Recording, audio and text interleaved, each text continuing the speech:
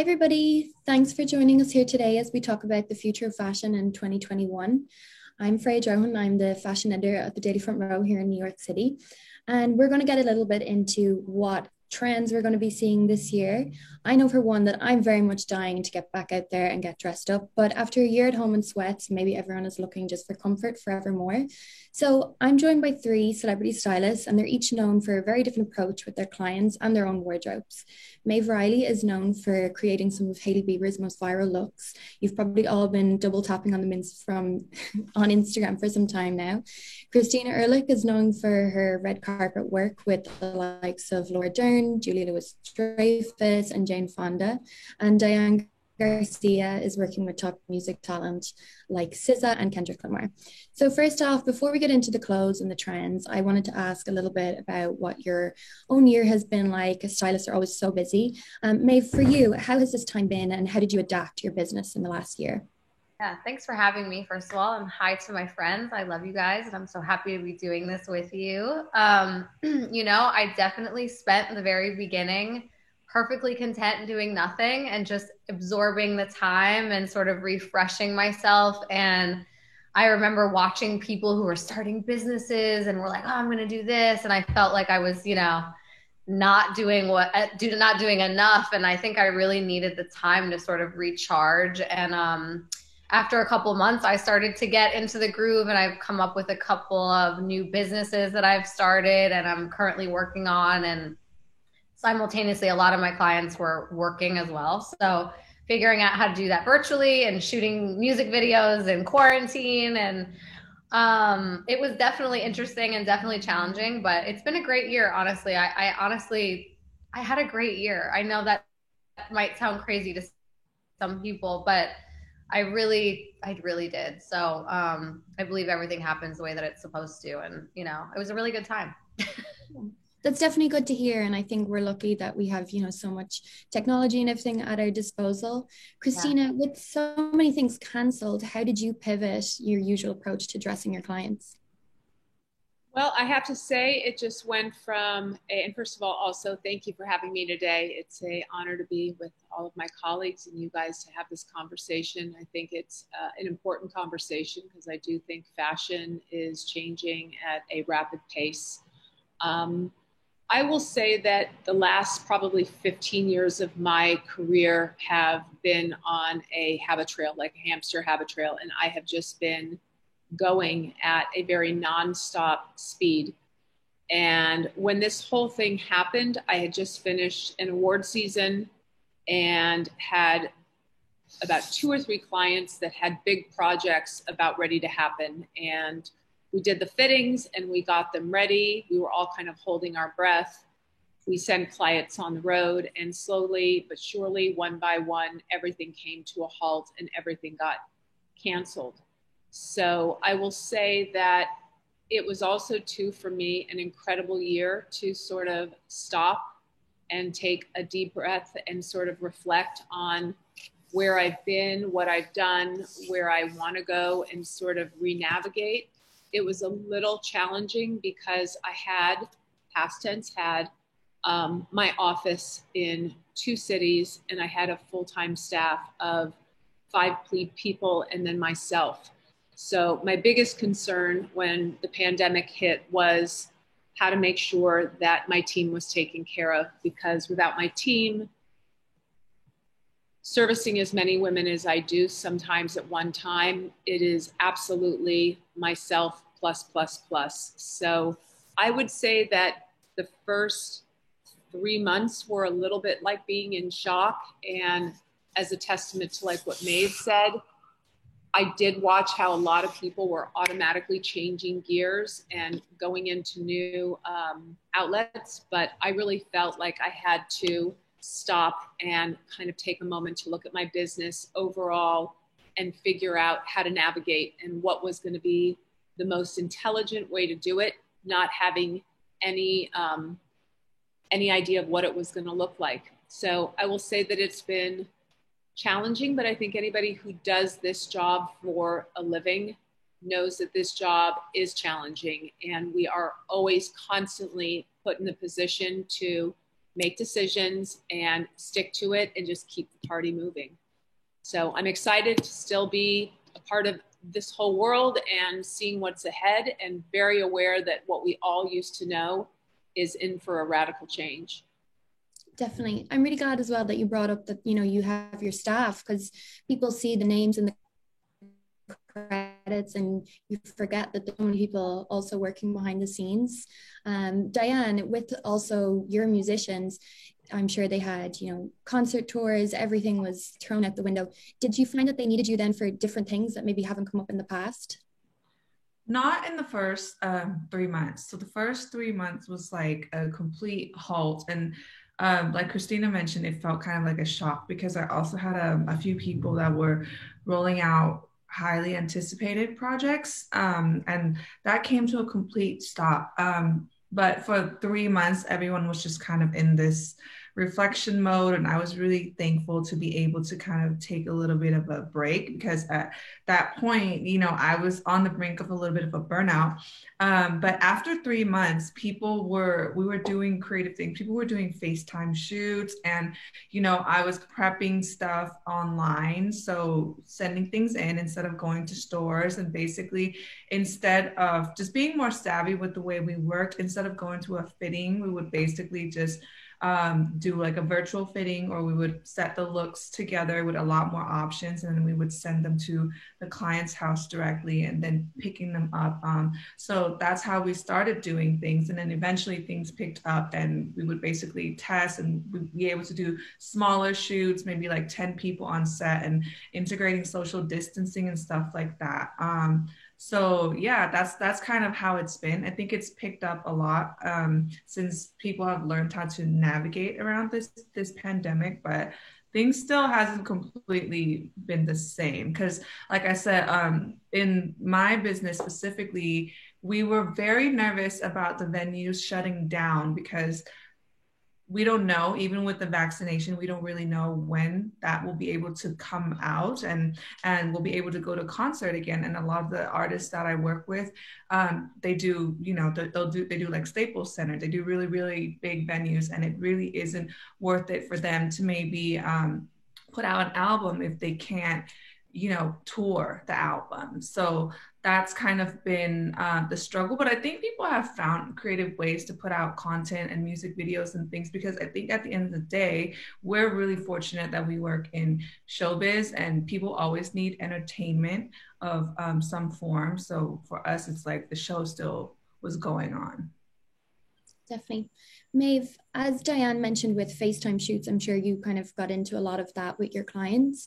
And I noticed, you know, obviously the world is different, but things like Fashion Week still went ahead, and you've got the likes of Hailey, and she's in almost like a virtual front row, and she's wearing the look off the runway. How has this changed kind of how you will do business going forward, and your work as a stylist? Do you think you'll lean on Instagram a lot more instead of, you know, if you can't attend in-person events? I mean, I'm rooting for in-person events to come back one of these days soon. So obviously that would be the preferred, but I do think it's just incredible what our industry has been able to do, you know, and how people have navigated, and how they figured out how to have these virtual shows or presentations or concerts or premieres in parking lots. You know, I think it's incredible how much creativity, you know, came into, as Diane said, keeping the show rolling, you know. And I think that, I mean, we love to travel, so I don't know. I hope we can get back to it. You know, I know Hailey loves to be in Paris, but you know, for like you said, we did a virtual front row with our YSL family, and we shot a really beautiful look from the collection that Anthony pulled out of the show, so that, you know, we could shoot it with just 2 people, you know, everyone COVID tested and social distance, as Diane mentioned, you know, at home. So I think it's incredible what we've come up with, but obviously, you know, we need each other. Humans need interaction. And I hope that, you know, we can all get back together soon, you know, when it's safe. But again, just incredible innovation, you know, in our industry. Yeah, for sure. Christina, when in the last kind of half of last year, we saw a lot more stars having fun, kind of doing the whole red carpet thing at home, whether it was for virtual premieres or accepting awards. Did you have any fun with clients doing things like that were a little outside the box for you? I will tell you, I had a few photo shoots that were interesting just to go through the whole protocol of getting ready for the actual day of the shoot with getting tested in the masks. I have sent wardrobe to a number of clients for press junkets that they've had. And, you know, some of the women that I work with are not only actresses, but they're writers, directors, they're a mom, they've got incredibly busy lives. So I find that if you have a client who's really fashion oriented and really is telling a big story on social media, like Maeve has, Haley, it's kind of a little easier, not easier, but easier in the sense that it's already in the bandwidth and the mindset that like every time you put on a look, you're going to document and tell a story. Being in Los Angeles during the pandemic and working with clients on the East Coast who were doing press junkets, it was a little bit challenging for me to provide the service and get all of the sort of dynamics that I would normally like to get. And as anybody knows who's dealing with, you know, celebrity, musicians, whatever, it's a very fine line of pushing, and you want to get what you need. But if your client's not feeling it, you've got to be a very tireless and very poetic listener and know when to be like, no problem, it's cool. And then if a picture surfaces, whether it's from being, you know, on Fallon or on a talk show. So I've had to be a little bit patient, and it's been fine because then I've had other clients who have come to me and have wanted to do test spec fashion shoots at their home. And I found it really fun and exhilarating that the brands that I work with were willing to send clothes to LA and allow me to sort of create these sort of like faux fashion shoots. And I did them at clients' houses, and we did it sort of to mostly connect, be creative, but it is a fine line because when you are a stylist and you're dealing with clothes and then you turn on the news, there's this real delicate nature of not being tone deaf and really being aware of what's going on in the world, no matter how much you love fashion. So I found myself having some of my dreams met and some of them just like, it is what it is, and just to be patient. At the end of the day, I want to always be sensitive to the client, the situation, and if they're dying to play and share their looks, great. And if they're not feeling it, you've got to really be able to hear that and respect it. For sure. Yeah, I think everyone felt that personally too. There was a time where you just didn't want to get dressed. You know, what was the point in putting on anything apart from sweats? And on that note, I wanted to ask you each about what you were kind of leaning towards last year and what you're wearing, whether it changed your personal style and your approach to wanting to kind of put something on every day that made you feel good. Diane, I know you really love your sneakers and have kind of like a Barb from the Boys look. Did that change at all last year? It did not. It didn't change at all. I feel like I was pretty, you know, kind of like a more casual person anyway, but the casual got from like, you know, regularly casual to the extreme, like when quarantine started. And I think lately it's coming back. Now it's like I'm making an effort to get a little bit dressed up, even if it's just going out, you know, for groceries, or even just like sitting around in the house, because it was cool in the beginning. And then I think everybody got burnt out, you know. And even it's interesting to see, even in fashion, a lot of brands have emerged, or a lot of brands have shifted into, you know, making sweatsuits in every color, making these really comfortable things to wear at home. So I think I kind of went from wearing a lot of the, you know, casual tomboyish stuff to making a little bit more of an effort in selecting the things that I was picking to wear at home, whether it's robes or pajamas or whatever, because I feel like you kind of do, even if you're just home, you know, like clothes make you feel good, and you kind of have to honor yourself sometimes. Like some days you're just like, I know I'm just sitting at home, but I still want to look decent. I still want to wear something that's nice and something of quality. So I think it's shifted a little, but I think, you know, every day we're all still wearing a lot of sweats for sure. And On that note, Maeve, I feel like you've been wearing sweats and elevating casual wear for many years. Did you really lead into that, or were you feeling the other way? Like, I want to actually get something on that's super glam because I'm so used to this? Well, no. When I was, I made, Haley and I just absolutely love to be comfortable and I love sweats. I actually have a brand launching in a month, so I'm really excited about that. That's all basically sweats and loungewear. So anyway, I am looking forward to getting dressed up in the future for sure. But I'm so comfortable in, tomboy sweats, baggy. Even my jeans right now are super baggy. And, I just wanted to piggyback on what Christina said about sort of like reading the room. I love that point, even with someone like Haley, who's known for what she wears every single day. She's photographed.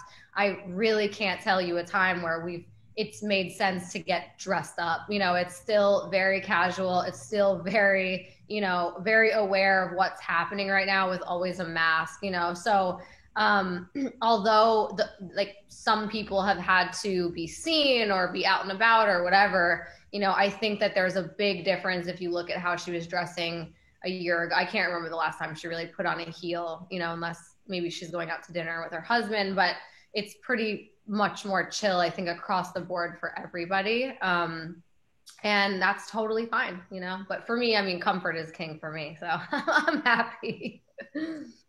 Christina, the only time I've seen you in person, you were wearing like a beautiful jewel toned, like full suit. So I feel like you probably weren't always the most casually inclined. Is that something that's changed for you? Well, I get to have two different lives. I get to have my Cali 70s girl, and then I get to have my little bit more of like my polished editor style downtown New York look. I will say that I've actually had fun with my own personal wardrobe because over the years I've collected quite an archive, and it's almost filed away in like a library. And sometimes I have it to use it on clients. Sometimes I wear it, but I think for all of us that are on this call, when we are in work mode, I mean, I say chapeau to Maeve because she has defined and created a look where you look sleek and modern and polished and comfortable. I would say I have been really exploring trying to like enjoy my clothes a little bit more and making an effort whether I have a Zoom call or not. I had two makeup artists that I love and respect and work with give me makeup lessons. I had a couple hair people give me like lessons to teach me how to like get that part ready. And then in terms of like my look, I think I lean in very hard to like sort of like this sort of 70s Elsa Peretti type woman. And then I've got like a real sort of editor style, which is wide leg pants, everything's very oversized, semi tucked in with like tennis shoes. I have not put on a high heel in so long. And I will say that in the last couple of years, my clients always want to know what the backup is to wearing like a traditional heel.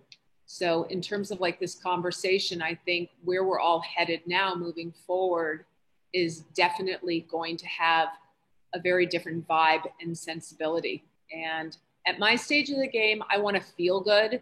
And then the clothes kind of come second. And I never I like to kind of look done but undone, if that makes sense. Very New York. And do you think that's something, Christina, that we'll see on the red carpet, like a more casual kind of inclination? I think that when we look back to when Time's Up and that whole Me Too movement started, that was one of the really big dominant game changers for red carpet celebrity stylists. And it finally became a conversation where a stylist and her client wasn't talking about how to be sexy, how to be like dressing for what you thought everybody wanted you to see. And the conversation became oriented from the narrative of dressing for how you want to dress and what makes you feel good. I do this job this many years later for my love of women and hearing what they need and how to be a tiny part in making their overall thing be the most elevated that they want it. I think that red carpet's going to personally be very, very different. And I think a lot of the sort of cliche old school rules, and it's different if you're working with music personalities. It's different if you're working with somebody like a Hailey, because they are really setting and defining the trends and pushing it. So like a pair of sweatpants with a high heel. I have women that are a little bit more on the mature side, and I would say that I'm interested myself to see how that is going to play out and how that is going to look. I feel like that old school, like you wear the gown and you wear the platform and you do this and that. I think that's a personal choice. And even if, like you saw the couture shows last week, the return of the platform is back. So some women, if they want to emulate something from some of the couture shoes, they're going to go from wearing UGG slippers into platforms like this. I think most importantly, be it that women's role in Hollywood has changed so strongly that it's really about individuality and embracing what you feel best in and leaning on your stylist to sort of direct that ship and help you mix it up. Yeah, definitely. And I do hope we see those huge Valentino shoes on the red carpet, though. That would really, I think, be a sight to behold. Diane, do you see things coming to the fore, whether it's people around you, any trends in the music industry that you think are going to come to the fore after this time? I think, just to go off what Christina was saying, I think that music wise, people watch, music videos and people listen to music, and I think they're always looking for something to aspire to. So I think for music, fashion is gonna look like the roaring 20s. I think it'll keep getting louder, the heels will get higher and stuff like that, just because I think like when we create something like a music video, there is, you're creating a surreal world and space where people can look, and it's almost like the sense of like escapism. So I think for us, they're definitely going to flex their imagination and give people something that they can look forward to, that maybe is an escape from what's really happening in our daily lives and our environment. So I think we'll see a lot more creativity, a lot more colors and loudness and funness. And I think we have been seeing that even through quarantine and things. So yeah, I think that's from a music perspective. Yeah, I think the common line there is really, a sense of uniqueness and just kind of embracing like individuality. Maeve, that's something I think that you and Hailey do so well, is just taking something that's a very staple item, whether it's a hoodie or something, and really giving it a whole new twist. Do you think women will wear quite different things to work now that, you've got used to such a casual way of living at home? Do you think that that's going to come through when we go back to the office? No, I think there's both, as both Diane and Christina mentioned. I think that there's the people who are dying to wear their clothes and are dying to put their heels on. And then I think there's other people who really want to continue to embrace this sort of casual, comfortable element. I think a lot of people won't be going back to offices for a long time. I think a lot of companies are realizing that there's a way that people can work from home. And so I think it's going to be both. My style, like we had said, hasn't changed much, but I do look forward to wearing my clothes, one of these days, and putting on a heel. As Christina said, I visit them sometimes to tell them I'm still around, but I miss them.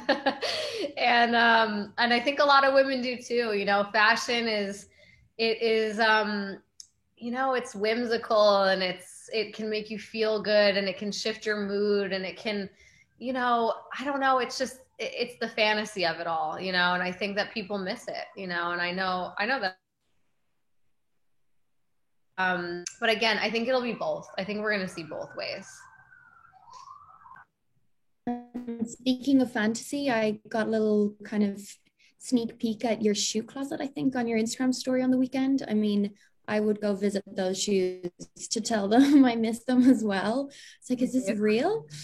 Maeve, who do you think is going to be driving the trends? I know when we spoke late last year, you mentioned something you were seeing a lot was girls wearing like white ankle socks and loafers, kind of like Catholic schoolgirl-esque. And as soon as you said it, I did notice it everywhere on Instagram. Do you think that people are really going to be looking at their phones now for inspiration? Yeah, I mean, Instagram and TikTok and Pinterest, and these are all great ways that people can find inspiration. I think speaking to those flats and the socks, it's sort of like how to elevate an outfit without having to put on a heel, as Christina said. How can I be comfortable and sort of have sort of a nighttime look, but be really comfortable and not be, wearing heels. So I'm interested to see what even the younger generation is doing. I'm trying to pay attention to, even the girls younger than Haley. I think that these TikTokers are onto something. So I'm trying to, I feel old, but I'm trying to, be with the times. But, it's interesting. I can't, what people are going to continue to do. Christina, it sounds like you really lean towards the 70s for inspiration. Is that something you think that others will do? They'll start looking like backwards, like at the archives when it comes to getting dressed together? I think they're really depending on, because I have clients that are 16 to 85, and they all have sort of their own ideas and their own backgrounds and their own things that they lean into. And speaking to what both Diane and Maeve have said, I will say, yes, 70s are big for me just because it was such a global time, like in Paris, in Italy, in California. It had such a movement, even in terms of like authors and painters and writers. But I do think that,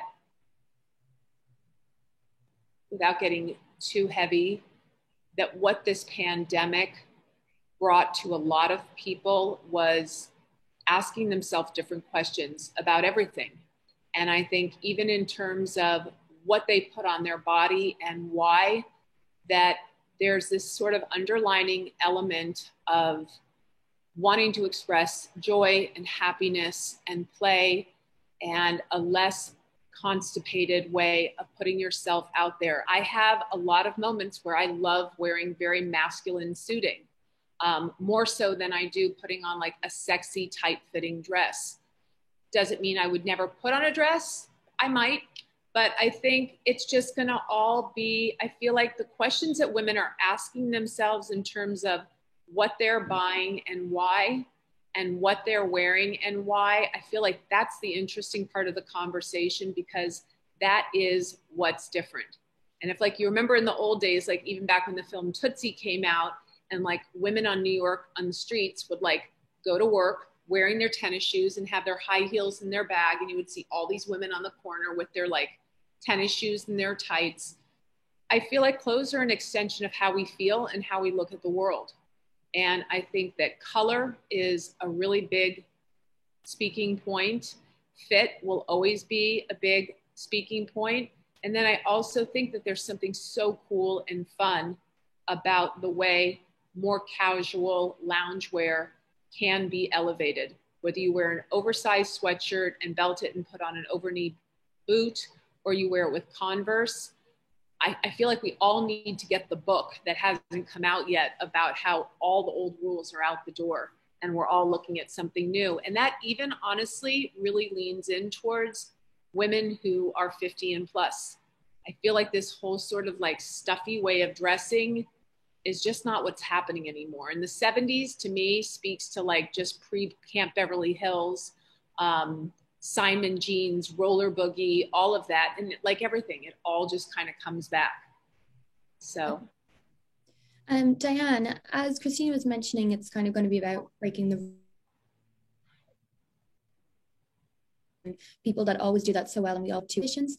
Are you seeing any kind of early indicators about colors or fabrics or silhouettes that are going to be kind of inspiring everyone?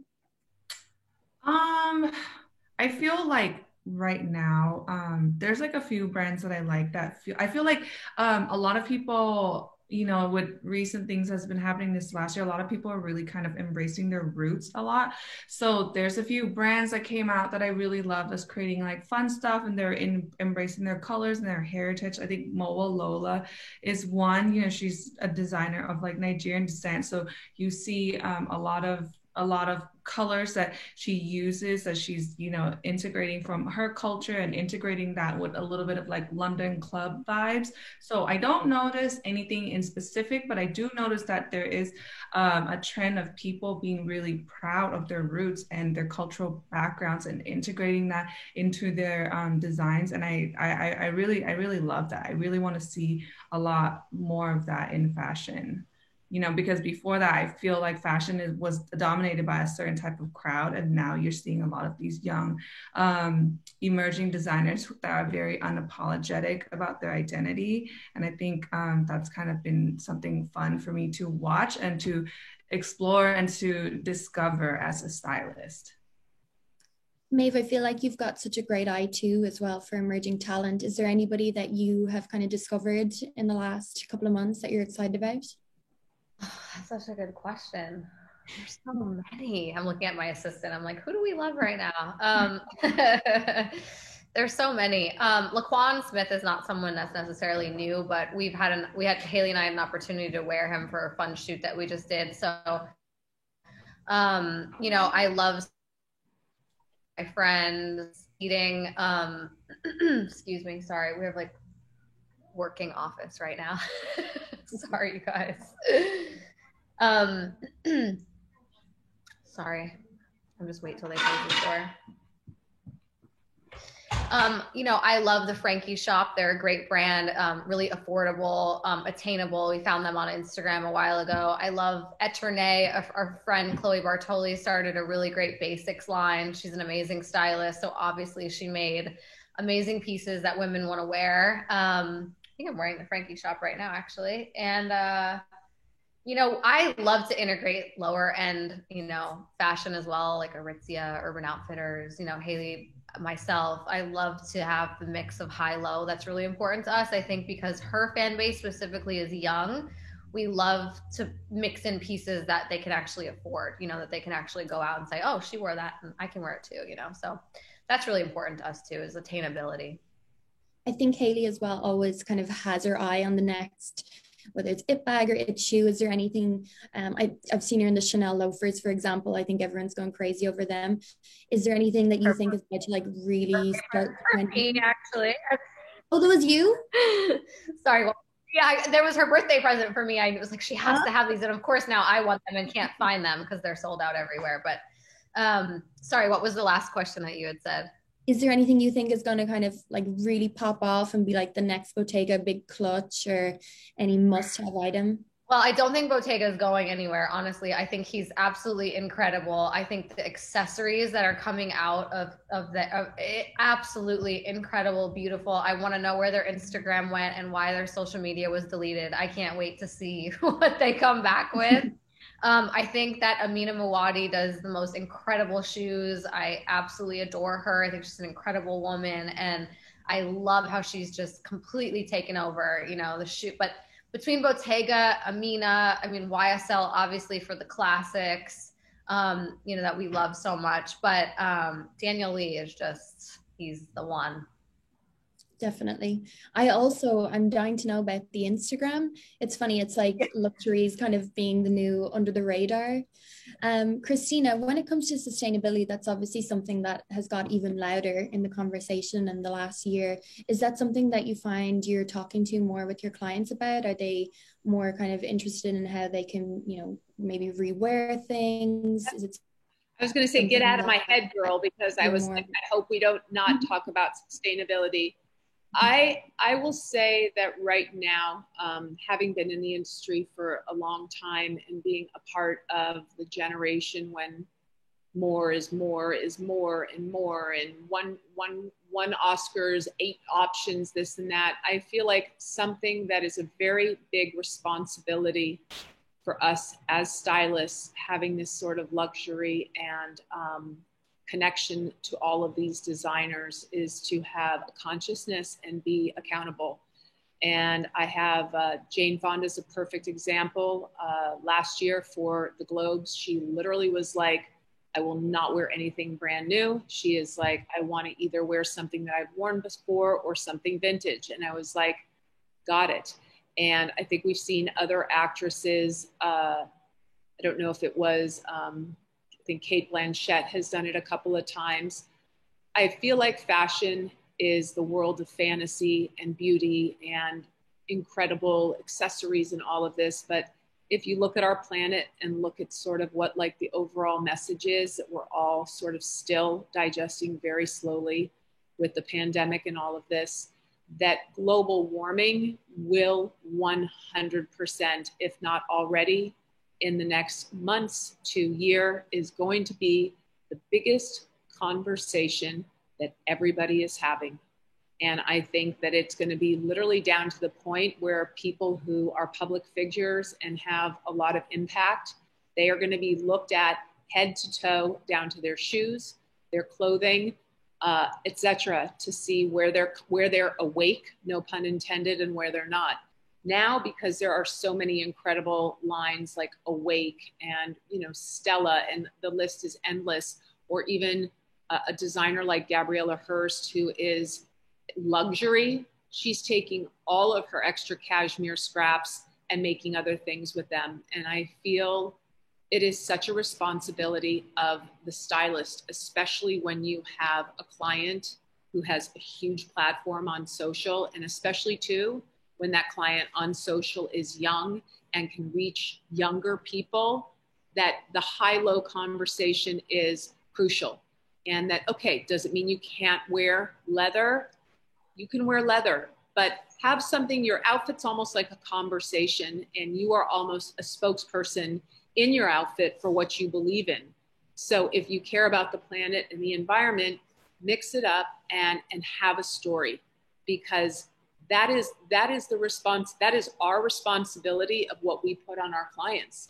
And you can look at so many designers, I won't name any, that have gotten in a lot of trouble for one reason or another and are no longer even on the landscape.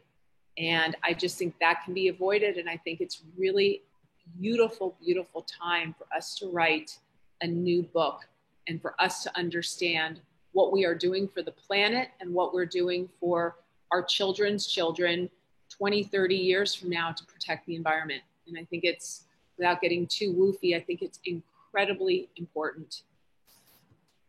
Definitely. And do you think that, I know you mentioned storytelling, and such a great way to do that is with vintage. By the sounds of your archive, I'd love to see a lot of that on the red carpet, but do you think that people will look towards wearing vintage on the red carpet? Yeah, absolutely. I think vintage is, again, it's one of these trends that it has its cycles. And I think that what happens is there's only so much vintage out there, and there's a ton of us stylists now, and we're all kind of going to the same places. So I think vintage is, you have to be a little bit more clever now. It's not as easy. 10 years ago, I was putting vintage on so many girls all the time. Then the crazy thing is you can get a young client and you try to put vintage on her because it's the coolest dress in the world, whether it's Cardinelli or Pierre Cardin. She's like, I don't want to wear old clothes. So you have to have the right client who has the aesthetic and the education of the beauty of vintage, and you have to know who to put it on. Fashion is such a bigger conversation than just clothes. It's culture, it's connection, it's conversation, it's sexual, it's non-sexual, it's binary, it's non-binary. It's so many things that I think that it's great to find cool vintage pieces. No, I'm just saying I feel like I could talk to you all about clothes forever. We actually had the most incredible vintage Elie Saab dress slated for Haley for Cannes this past year, of course, before it was canceled. And you know, there's so many brands like Versace, for instance, who have done incredible jobs at archiving their pieces, you know, and we're actually talking about with Donatella about pulling out some of those pieces for her to wear to the Grammys, or so whatever may or may not happen this year. So I totally agree. And I'm so grateful to have clients who are willing to use their platform. We're so inspired by 90s supermodels. So it's so easy for us to go back, you know, to Tom Ford for Gucci and to old, you know, Versace. And I totally agree with Christina. It's a really important opportunity to use platforms. I mean, look at even just how this election turned out. So many young people were talking about voting, and look how many young people voted, you know? So I'm very grateful to be a part of that, and even like the tiniest little capacity.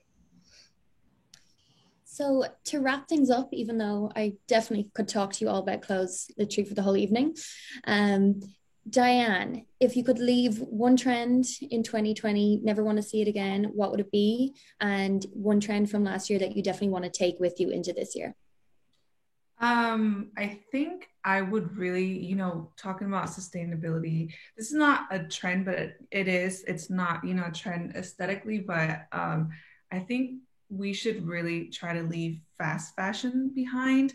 As a stylist, you know, I would really like to see people, you don't have to buy extremely expensive pieces, but I really think I would want to see people purchase with more intentions of keeping their clothes. You know, like you can start an archive like Christina's, like buying things that you can wear for a really long time, that's better quality, and maybe buying less of it in order to cut down on all of that waste and that carbon footprint that we're leaving on the planet a little bit. You know, even as stylists now, I have a practice at my office where we don't just give out our studio address for people to just send stuff that it's just going to end up, you know, being wasted. We want to make sure that everything that comes in has a purpose and we can use it and it going somewhere. And my clients, like recently, Souza had posted a photo of her wearing an outfit, and I was joking. I was like, hey, I gave you that like 3 years ago. I love you wore it for something. I love that you're still wearing it. So I definitely want to see more of that. I want to see people making it a trend and making it cool to rewear something again. I know a lot of the kids are just love the new, you know, digging out all the old Jean Paul Gaultier stuff, like all the old Chanel, like all that stuff. 90s, 2000s is trending, but I really want people to love them for their sustainability purposes and not just because it's a trend.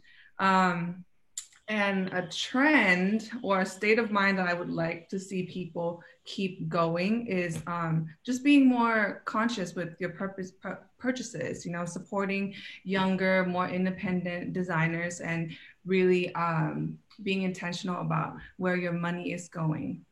I think that's really, really important moving forward, especially in the state that we are right now socially. Definitely, especially when there's just so much of everything. Maeve, anything to add there? No, I just want to see more sweatpants for the rest of time, really. That's all. And then, no, I'm just kidding. I mean, I'm actually not kidding at all, but I totally agree with Diane. I am a big believer in buying pieces that you're going to keep for a long time. I believe in spending your money on pieces like shoes and bags that, you know, you're going to keep forever. So I totally agree with that. And yeah, I'm just excited to see what happens, you know, coming not only in this year and the following, and just grateful to be a part of this community, really. And thank you so much for having me today. And I love my ladies on here, and this was really nice. So thanks again for having me.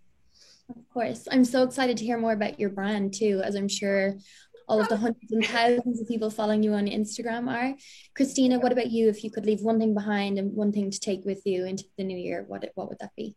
Okay, so one thing I personally can't stand unless it is a part of the choreography on stage for a musical event.